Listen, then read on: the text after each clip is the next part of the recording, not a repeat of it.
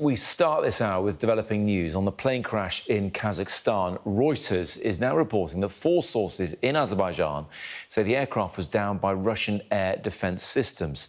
38 people were killed when the Azerbaijan Airlines plane crashed in the city of Aktor.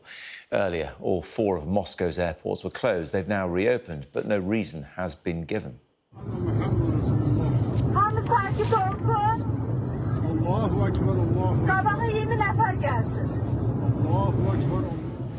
This footage, filmed by a passenger aboard the Azerbaijani aircraft, shows the final moments before the plane crashed. The man filming the video did survive and is heard praying in Arabic, saying Allahu Akbar, God is great, beforehand. Oxygen masks are seen being released, and a flight attendant is heard calming passengers and urging them to wear their seatbelts.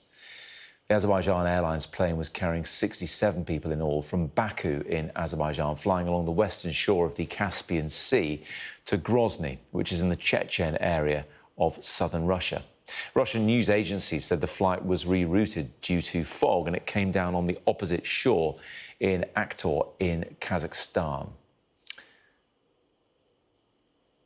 Let's go to Rob Harris, who's in the newsroom. And Rob, what's the latest then on these reports coming out of Russia that seem to suggest that it wasn't bad weather, it wasn't a malfunction or a bird strike, but it could have been a Russian air defence system that brought the plane down? Yes, these claims casting doubt on one of those official allegations from Russia that there was indeed a bird strike. And if you see the images of the plane, there did appear to be signs of, from the face of it, bullets or indeed shrapnel that hit the plane. And we are now hearing from the sources in Azerbaijan, talking to the Reuters news agency, believing that Russian air defences were responsible. They are trying to repel drones from Ukraine as the war does go on. And one of those sources saying that this preliminary investigation is pointing to the communication systems also being paralysed by electronic warfare systems on that approach into Grozny.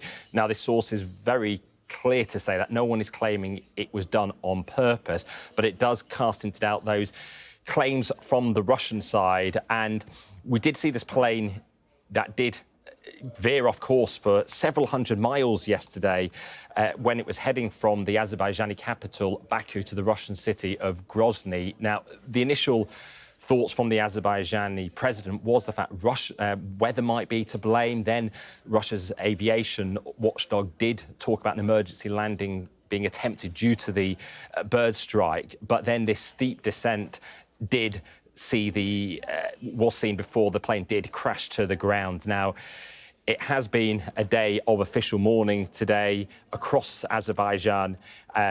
National flags were lowered, signals sounded from ships and trains, and a moment of silence was observed nationwide.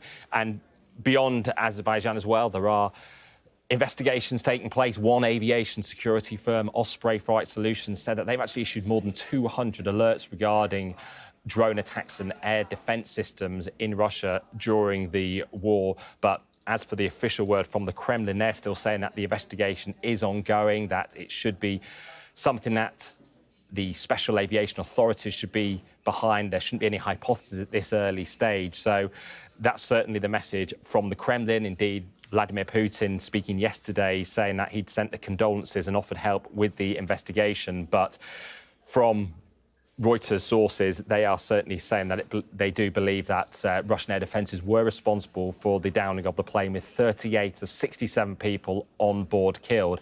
And we have heard from the survivors, some of them who actually were filming the scenes of the plane as they managed to miraculously escape.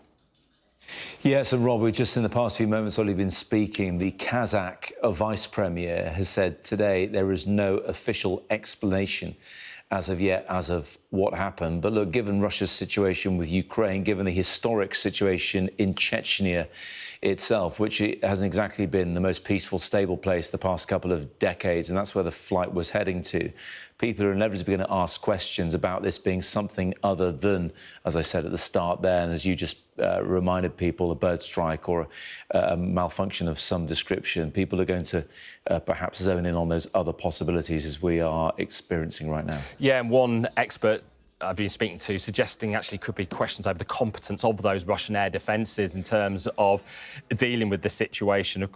For many, it will bring back memories as well of Malaysian flight MH17 from 10 years ago. That was shot down over Ukraine. A reminder, of course, that this war has been going on for 10 years. A lot of focus, obviously, on the full-scale invasion for the last 2.5 years, but it shows the precariousness of the region, also why many commercial airlines do avoid these conflict zones.